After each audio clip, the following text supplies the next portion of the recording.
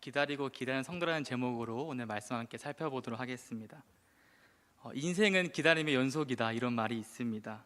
우리가 살아가면서 한 번쯤은 들어봤을 법한 말입니다. 그리고 실제 우리의 삶을 들여다봐도 어느 정도 일리가 있는 말인 것 같습니다. 예를 들어서 학생들은 무엇을 기다릴까요?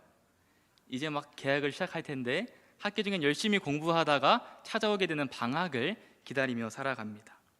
그리고 직장인들은 무엇을 기다릴까요?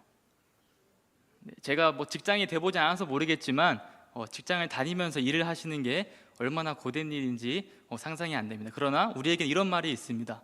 금융치료. 우리는 월급날을 기다리면서 직장인들은 직장에서 하루하루를 보내게 되는 것 같습니다.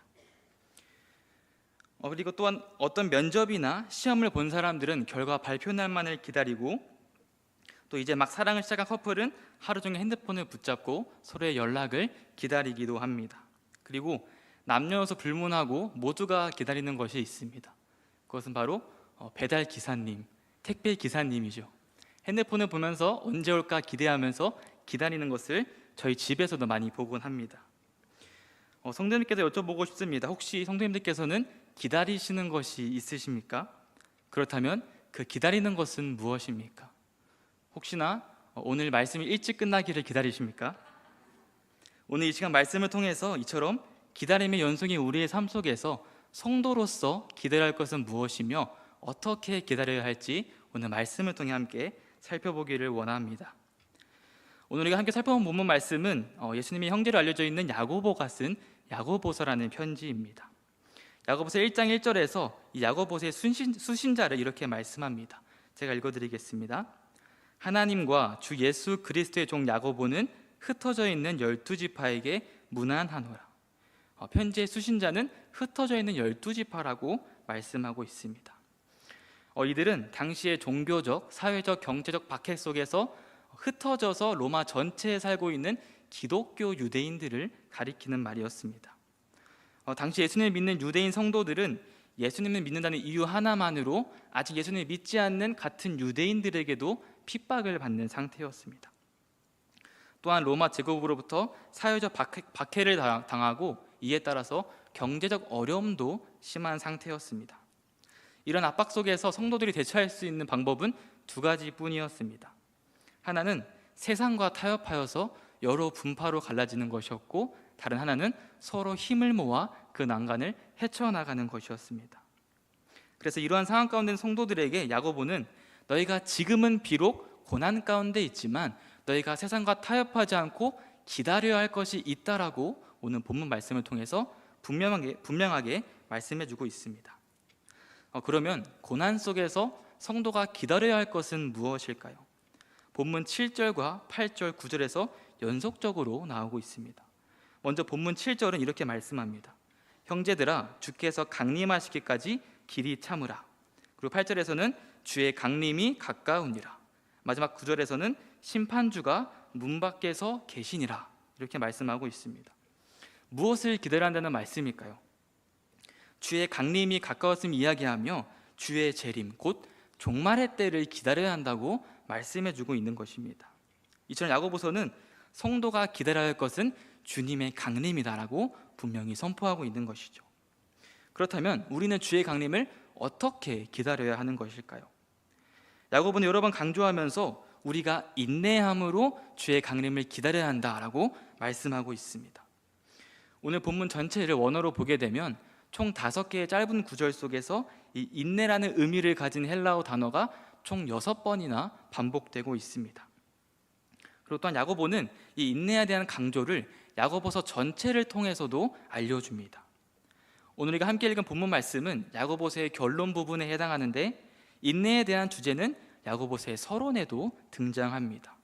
우리 야고보서 1장 2절과 3절 말씀을 우리 함께 읽어보도록 하겠습니다.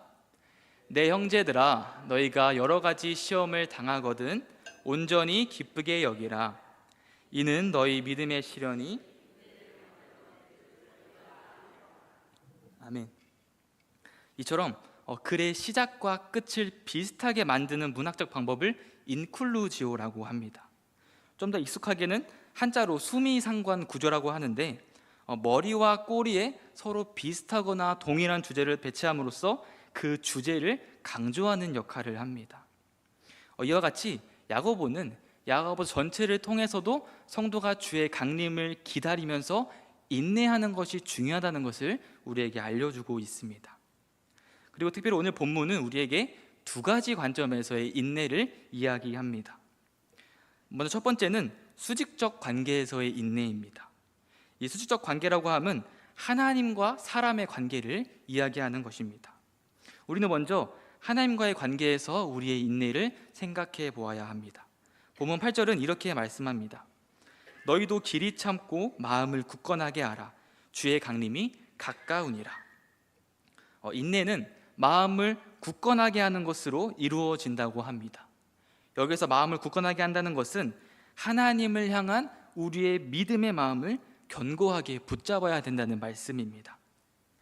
이 말씀이 전일 당시 성도들의 상황은 본문 7절에서 그러므로라는 단어로 시작되는 것을 볼 수 있는데, 이 그러므로는 본문이 앞단락과 깊은 연관성이 있음을 우리에게 알려주는 것입니다. 그리고 오늘 본문 우리가 함께 읽은 본문의 앞단락인 야고보서 5장 1절에서 6절 말씀은 부당한 지주의 악함에 대해서 이야기하고 있습니다. 즉 야고보는 지금 성도들에게 너희가 비록 지금은 부당한 지주들로 인하여서 고통과 슬픔 가운데 있지만 그 속에서 너희는 하나님을 굳게 믿는 믿음으로 인내해야 한다고 권면하고 있는 것입니다. 그래서 7절에서도 농부에 대한 이야기를 함께 언급하고 있습니다. 7절 말씀 함께 보게 되면 보라, 농부가 땅에서 나는 귀한 열매를 바라고 길이 참아 이른 비와 늦은 비를 기다리나니, 이렇게 말씀하고 있습니다. 당시 농부는 소농을 의미하는데요, 소농은 경기가 어려워서 대지주에게 그들의 땅을 잃은 사람들을 가리키는 말입니다. 그렇게 소농은 조심스럽게 비축해 놓는 씨를 뿌리고 추수 때까지는 부족한 식량에 의지해 생활해가며 몇 주간 동안 배고픔의 고통을 겪으면서 추수할 날만을 기다리며 살아갑니다. 그런데 이 추수에는 그의 삶뿐만 아니라 가족 전체의 생계가 그 추수의 풍작에 달려있기 때문에 흉년이 찾아오게 되면 그들은 굶어 죽을 수도 있는 위험한 상황 가운데 있는 것이죠. 그래서 농부는 추수의 때를 간절한 마음으로 기다릴 수밖에 없습니다. 그러나 본문의 배경이 되는 이 팔레스타인 지역은 지중해성 기후 때문에 비가 오는 것이 제한되었습니다. 이 곡식이 잘 자라기 위해서는 비가 충분히 내려줘야 되는데, 이 팔레스타인 지역은 이른 비와 늦은 비가 대부분의 비였습니다. 이른 비는 여름이 지나고 대략 10월에서 11월 사이에 처음으로 내리는 큰 비를 가리키는데, 이때 내리는 비는 씨앗이 땅에 뿌려진 후에 발아하고 뿌리를 내리는 데 필수적인 비였습니다. 그리고 늦은 비는 대략 3월과 4월 사이에 곡식이 익고 열매를 맺기 직전에 내리는 비를 가리키는데, 수확 직전에 내리는 비이기 때문에 이 추수의 결실을 완성시키는 역할을 하였습니다. 따라서 이 이른 비가 없으면 씨앗이 싹을 틔울 수 없고, 늦은 비가 없으면 그날의 추수의 수확량이 크게 줄어들게 되는 것입니다. 그래서 농부는 간절한 마음으로 추수의 성패를 결정하는 이른 비와 늦은 비를 기다릴 수밖에 없는 것입니다. 비록 자신이 씨앗을 뿌린 그 노고가 즉시 열매를 맺지 않더라도 끝까지 인내하며 그 땅을 열심히 가꾸는 것이죠. 자신이 처한 현실에도 불구하고 이른 비와 늦은 비를 통해서 풍성한 열매를 맺게 하실 하나님의 인내하심을 기대하며 기다리는 것입니다. 사랑하는 성도 여러분, 우리들의 삶은 어떻습니까? 여기 계신 분들 가운데 그 누가 자신 있게 나의 삶에는 문제와 어려움이 없다고 말할 수 있겠습니까? 건강 문제, 인간 관계에서의 문제, 때로는 직장에서의 문제 등 우리가 문제를 찾으려고 하면 끝도 없이 우리 삶에는 문제들이 많습니다. 이제는 3포 세대, 5포 세대를 넘어서 M포 세대라고 부르는 현실이 되었습니다. 더욱이 본문 10절에서 주의 이름으로 말한 선지자들이 고난을 당한 것이란 말씀처럼 오늘날 우리는 예수님을 믿는 믿음 때문에 이 세상에서 무시를 당하고 때로는 불이익을 당하기도 합니다. 그러나 그럼에도 불구하고 오늘 야고보서는 우리에게 분명히 말씀해주고 있습니다. 7절 말씀을 보게 되면 이렇게 말씀합니다. 형제들아, 주께서 강림하시기까지 길이 참으라. 그러면 우리는 왜 이렇게 힘든 상황 속에서도 인내해야 할까요? 왜 좁은 길이라 부르는, 이 가시밭길이라 부르는 믿음의 길에서 결코 포기하지 않고 인내의 길을 걸어가야만 할까요? 그 이유는 우리의 인내에는 목적이 있기 때문입니다. 본문 7절에 강림하시기까지 할 때 이 뭐뭐까지라는 단어는 헬라어로는 헤오스라고 하는데, 이 단어는 기간의 의미뿐만 아니라 목적의 의미도 갖고 있습니다. 다시 말해 우리는 주님의 강림을 기다리는 만큼 인내할 수 있다라는 것이죠. 우리에게는 주님의 강림이라는 목적이 있기 때문에 어떠한 상황 속에서도 끝까지 인내할 수가 있다라는 것입니다. 이따금씩 올림픽이나 월드컵 등을 통해서 운동선수들을 볼 수가 있습니다. 이 운동선수들은 한 경기에 나가기 위해서 엄청난 노력을 하는 것으로 알려져 있죠. 유명한 예로 손흥민 선수는 어린 시절 하루에 4시간 이상의 기본기 훈련을 받았다고 합니다. 하루에 4시간을 기본적인 더하기 뺄셈만 한다고 생각하면 얼마나 지루했겠습니까? 그리고 체조 선수인 양학석 선수는 이 양학선이라는 기술을 완성하기까지 하루도 빠짐없이 하루에도 수백 번 이상의 점프를, 그리고 수천 번의 실패를 경험했다고 합니다. 김연아 선수도 3초간의 완벽한 점프를 위해서 하루에도 끊임없이 연습을 반복했다라고 합니다. 인터넷에 있는 선수들의 손과 발을 보면 그들의 고통이 얼마나 힘들고 그들의 훈련이 얼마나 고됐는지 알 수가 있습니다. 그런데 왜 운동선수들은 이러한 고통 가운데 끝까지 훈련을 해낼까요?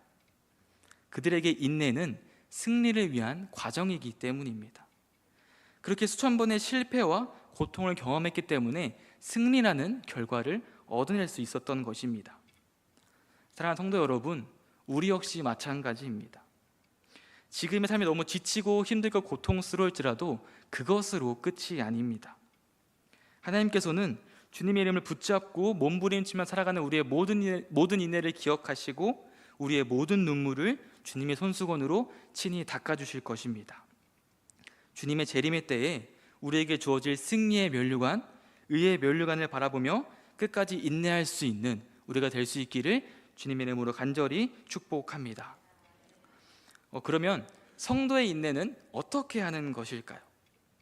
이 인내라는 것이 그저 굳은 마음으로 가만히 참고 기다리는 것을 의미하는 것은 아닙니다. 우리는 이 질문에 대한 해답을 욥에게서 찾아볼 수 있습니다. 오늘 본문 11절을 보게 되면 우리에게 인내의 모델로서 욥을 소개해주고 있습니다. 그런데 욥을 바라보게 되면 한 가지 의문이 생깁니다. 욥은 정말로 인내의 사람이었을까요? 욥기를 읽어가다 보면 욥은 자신의 처한 상황 때문에 하나님을 원망하기도 했고요, 또 자기 의에 의지하여서 하나님께 항의하면서 자신의 무죄를 주장하기도 했습니다. 그는 자신의 상황을 이해하지 못했고 하나님께서 자신을 부당하게 대하신다고까지 이야기했습니다. 어찌 보면 우리의 모습과도 많이 닮아 있는 것 같습니다. 하지만 그럼에도 불구하고 오늘 본문은 욥을 인내의 모델로 소개하고 있는데, 그 이유는 욥은 자신의 생각으로는 전혀 이해할 수 없는 고난 속에서도 끝까지 하나님을 붙잡았기 때문입니다. 다시 말해 그는 비록 하나님께 따지고 자신의 억울함을 호소했지만 결코 하나님 곁을 떠나지 않았습니다. 오히려 그는 하나님을 찾았고 하나님께 질문했고 하나님께 매달렸습니다. 욥이 보여준 인내는 가만히 참고 기다리는 수동적인 인내가 아니었던 것이죠. 그가 보여준 인내는 하나님 앞으로 나아가 매달리고 토로하면서 간구하는 적극적인 인내였던 것입니다. 이것이 오늘 야고보서가 우리에게 말씀하는 하나님과의 관계에 있어서 수직적 관계에서의 인내의 모습인 것입니다. 사랑하는 성도 여러분, 고난 앞에서 우리의 모습은 어떻습니까? 문제 앞에서 우리는 어디를 향해 나아갈까요? 고난이 찾아올 때 침묵 속에서 홀로 견디는 것은 인내가 아닙니다. 욥처럼 하나님께 나아가 부르짖고 호소하며 기도하는 모습이 우리에게 나타날 수 있기를 바랍니다. 수직적 관계에서의 우리의 인내는 하나님과의 관계에서 더 깊어지는 시간이 되어야 합니다. 그리할 때 하나님께서 흔들리는 우리를 잡아주시고 주님의 소망을 붙잡는 믿음을 더하여 주실 것입니다. 우리를 짓누르는 문제들 속에서도 주님의 강림의 때를 기다리며 하나님과의 관계 속에서 적극적인 인내를 누릴 수 있는, 인내할 수 있는 대길의 모든 성도님 되시기를 주님의 이름으로 축복합니다. 다음으로 주님의 강림을 기다리는 성도가 가져야 할 두 번째 인내는 수평적 관계에서의 인내입니다. 우리 9절 말씀을 함께 읽도록 하겠습니다. 형제들아 서로 원망하지 말라. 네, 여기까지 읽겠습니다. 야고보는 인내에 대해 계속 강조하면서 서로 원망하지 말라고 말씀합니다. 하나님께서는 이스라엘 백성들에게 처음 주신 계명인 10계명에도 하나님 사랑, 이웃 사랑이라고 말씀합니다. 이와 마찬가지로 우리는 이 인내함에 있어서도 하나님과의 관계뿐만 아니라 사람과의 관계도 생각해 봐야 합니다. 그래서 야고보는 성도들에게 원망하지 말라고 권면하면서 서로라는 단어를 사용하고 있는 것입니다. 사실 고통과 고난이 찾아왔을 때 우리에게 가장 큰 유혹은 무엇일까요? 바로 원망입니다. 힘들고 지칠 때 우리는 가까운 사람들에게 불평을 터뜨리기 쉽습니다. 남편, 아내, 부모님, 자녀 등 화살이 엉뚱한 사람을 향하게 되는 것 같습니다.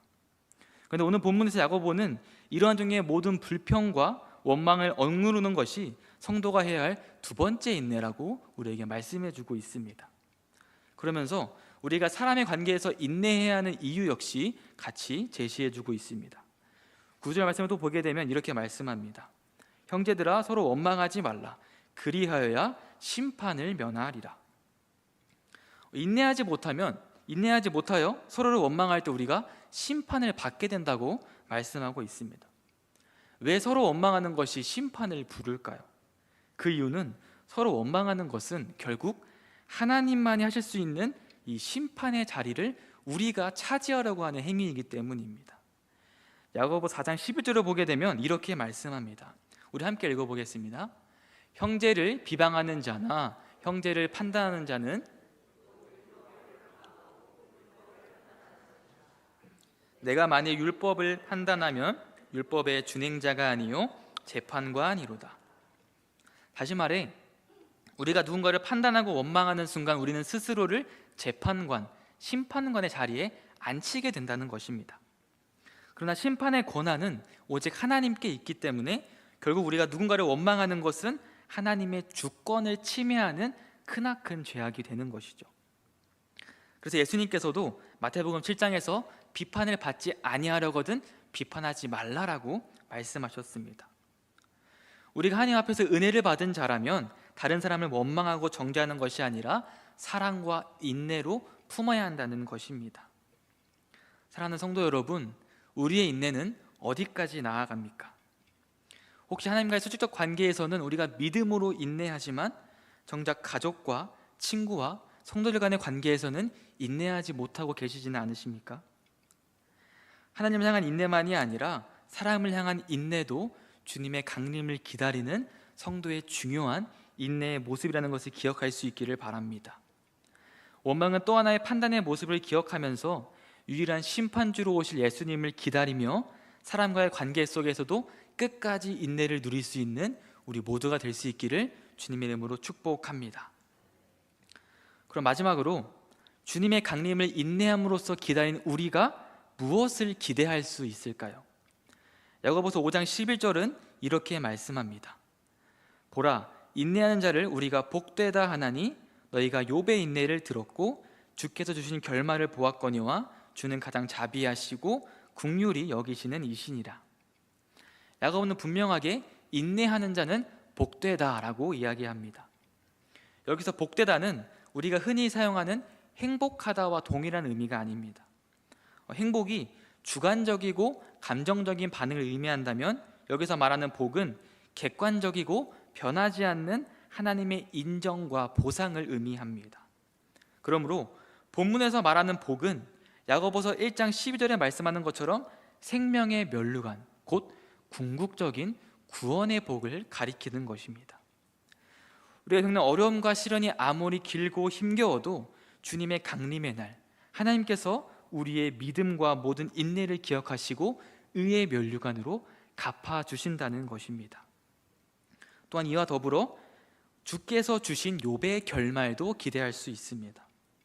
고난의 상황 속에서 적극적인 인내로 나아갔던 욥의 결과가 어떻습니까? 욥은 이전 자신의 모든 소유보다 갑절의 은혜를 받았습니다. 즉 그가 인내함 끝에 누리게 된 가족과 재물의 축복 역시 우리가 기대할 수 있다는 것입니다. 사랑하는 성도 여러분, 주님의 강림을 인내함으로 기다린 우리가 기대할 수 있는 축복이 바로 여기에 있습니다. 하늘의 신령한 복과 땅의 기름진 복. 대길의 모든 성도님께서 이 기대 속에서 주님의 강림을 기다릴 수 있기를, 끝까지 인내할 수 있기를 간절히 축복합니다. 말씀을 시작하면서 했던 질문 다시 한번 여쭙고 싶습니다. 여러분들은 무엇을 기다리십니까? 어떻게 기다리십니까? 우리 성도들은 이 세상에 소망을 두는 자들이 아닙니다. 하루하루 살아가는데 급급하여서 소망을 잃어버린 채 살아가는 것이 아니라 주의 강림을 바라보는 삶을 살아가야만 하는 것입니다. 주님의 강림을 기다린 성도의 자세로서 하나님과의 관계에서, 그리고 사람과의 관계에서 끝까지 인내할 수 있는 우리 모두가 될 수 있기를 주님 이름으로 축복합니다. 비록 주님의 이름으로 시험을 당할지라도 욥과 같이 하나님을 굳게 믿는 믿음으로 하나님께 적극적으로 나아가 매달리고 간구하는 인내를 구하시고, 또 나에게 찾아온 고난과 시련의 상황에도 불구하고 서로를 원망하지 않는 인내함으로써 서로를 사랑과 인내로 독려해주는 대길의 공동체가 될 수 있기를 주님의 이름으로 축복합니다. 비록 오늘의 고난이 크고 우리가 겪는 시련이 무겁게 느껴질지라도 우리의 인내는 결코 헛되지 않습니다. 자비와 긍휼한 하나님께서 그 인내함 끝에 우리에게 허락하실 하늘의 신령한 복과 땅의 기름진 복을 기대함으로써 끝까지 인내할 수 있는 우리 모두가 되기를 주님 이름으로 축복합니다.